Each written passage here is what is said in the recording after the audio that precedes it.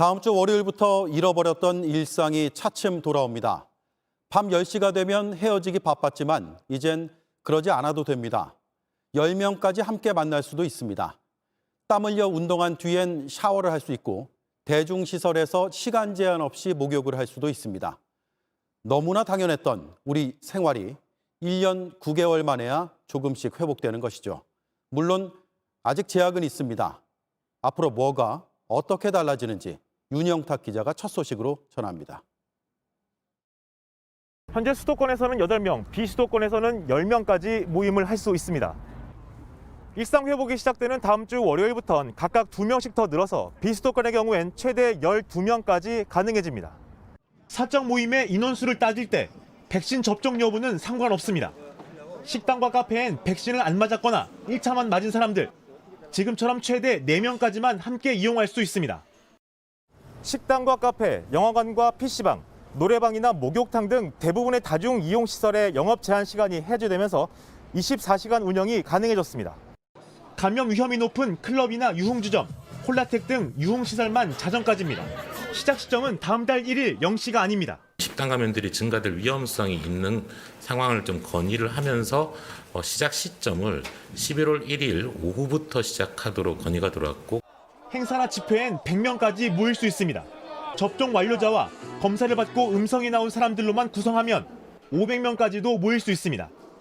결혼식도 하객 중 접종 미완료자가 50명 미만이면 최대 250명까지 참석할 수 있습니다. 프로스포츠 경기는 접종 여부와 관계없이 정원의 50%까지 입장이 가능합니다. 그런데 KBO는 프로야구 포스트 시즌엔 전체를 접종 완료자로만 받기로 했습니다. 사실상 방역 패스가 적용되는 겁니다. 정부는 오늘부터 백신 패스 대신 방역 패스라는 단어를 쓰기로 했습니다. 종교시설은 정원의 절반까지 완료자로만 모인다면 인원 제한이 없어집니다. 영화관도 시간 제한 없이 문을 열 수 있습니다. 백신을 맞은 사람은 음식도 먹을 수 있습니다. 그래서 일부 영화관은 아예 이들을 위한 전용관을 만들기로 했습니다. 6주 동안 이렇게 해보고 12월 13일부터는 노래방이나 실내 체육시설에서 음식을 먹을 수 있습니다. 또 실외에서 마스크를 벗는 것도 검토합니다. 그리고 마지막 단계인 1월 24일부터는 사적 모임 제한도 없어질 수 있습니다. JTBC 윤영탁입니다.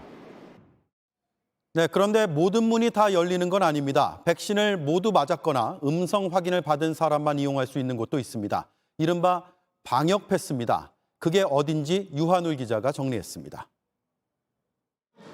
입구에는 접종 여부를 보여달라는 안내문을 놓았습니다.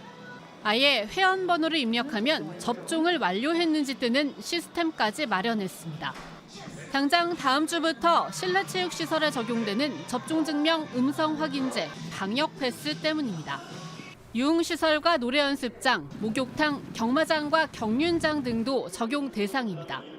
요양병원이나 요양시설, 경로당 같은 감염 취약시설도 들어갑니다.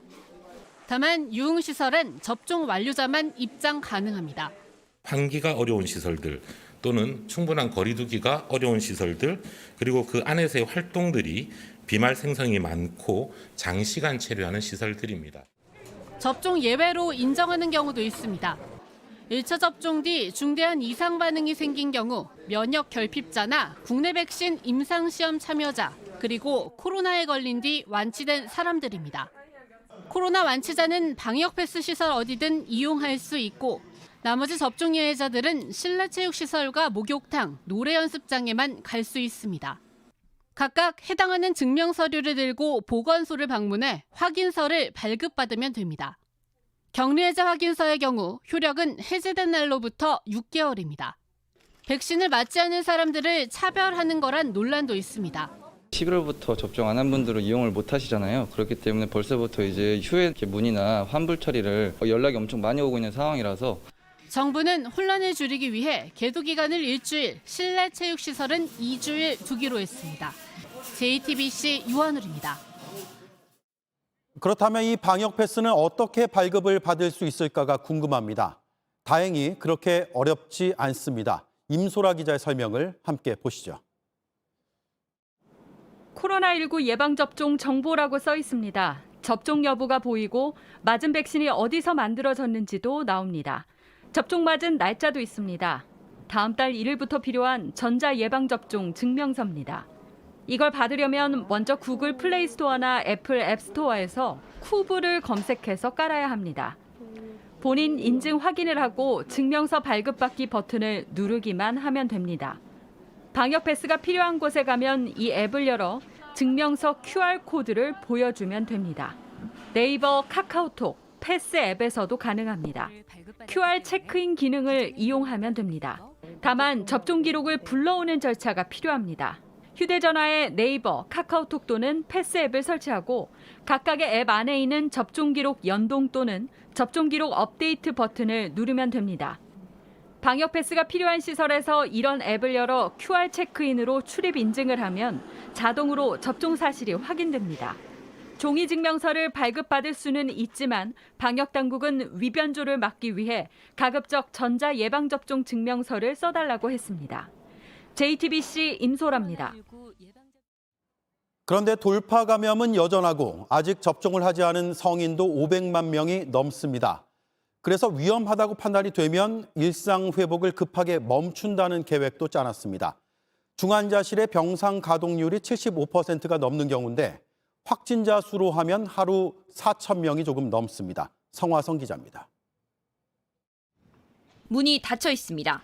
면회할 때 필요한 전화기와 소독제만 놓여 있습니다. 이병원 정신과 병동에서 121명이 확진됐습니다.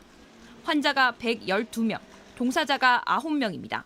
이들 모두 백신 접종을 끝냈습니다. 돌파 감염으로 추정됩니다. 어제에 이어 오늘도 새로 나온 확진자는 2,000명을 넘었습니다.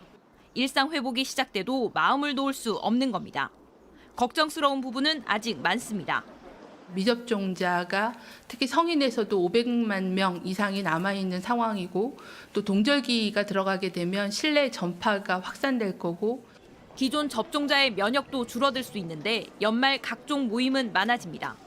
방역 조치 완화와 맞물려 확진자가 대폭 늘어날 수 있습니다. 중증 환자까지 늘어나면 정부는 비상계획 카드를 꺼내기로 했습니다.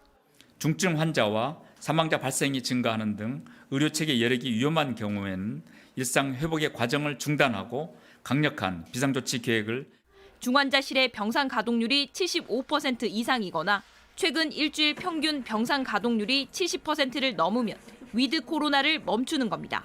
하루 확진자가 4,000명을 넘어설 때입니다. 이렇게 되면 접종 증명이나 음성 확인을 내야 들어갈 수 있는 시설이 더 많아집니다.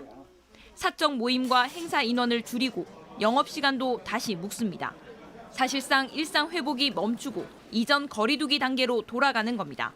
방역 조치를 풀었던 싱가포르에서도 확진자가 늘자 사적 모임 기준을 5명에서 2명으로 줄였습니다. JTBC 성화선입니다. 학생들의 일상도 달라집니다. 수능이 끝난 다음 달 22일부터 수도권의 초중고교생 모두 매일 학교에 갑니다. 내년 새학기엔 축제나 소풍 같은 활동을 코로나19 이전처럼 할 수 있습니다. 이한주 기자입니다. 그동안 수도권 학생들은 매일 학교에 가지 못했습니다. 최근 일상회복 논의가 시작된 뒤 의견은 갈렸습니다. 일단 애들을 좀 일상생활을 해야 되니까 네, 찬성은 하죠. 학교 나름대로 또 방침을 잘 정해놨고 위드 코로나로 모든 거 다 풀어지고 하면 아무래도 지금보다는 2배, 3배는 나올 것 같다는 생각이거든요. 하지만 정부는 전면 등교를 결정했습니다. 수능이 끝난 뒤 첫 월요일인 다음 달 22일부터입니다. 유치원부터 고등학교까지 모두 해당됩니다. 수도권과 비수도권 구분도 없습니다. 다만 학교 상황에 따라 조정할 수 있습니다. 과밀학급 문제가 있는 학교는 지금처럼 2, 3일씩만 갈 수 있게 했습니다. 아이들은 기대 반 우려 반입니다. 강당에서 놀고 운동장에서 뛰면서 술래잡기 하고 싶어요. 친구들 보고 싶어요? 친구들이? 더 많이? 네. 한 명 걸리면은 걸릴 수 있는 인원이 등교를 더 많이 하면은 그만큼 더 늘어나니까 위험할 것 같습니다. 야외 체험학습처럼 감염 위험이 낮다고 판단되는 활동도 더 늘리기로 했습니다. 초중고교에서는 토론 수업 같은 소규모 모임도 할 수 있습니다. 겨울방학 동안 준비를 거쳐 내년 새학기에는 예외 없이 전면 등교를 기본으로 합니다. 다양한 축제나 대회는 물론 수학여행도 갈 수 있고 방과후 학교도 모두 운영됩니다. 다만 확진자가 크게 늘며 비상조치가 취해지면 학교도 등교 인원을 줄이기로 했습니다. JTBC 이한주입니다.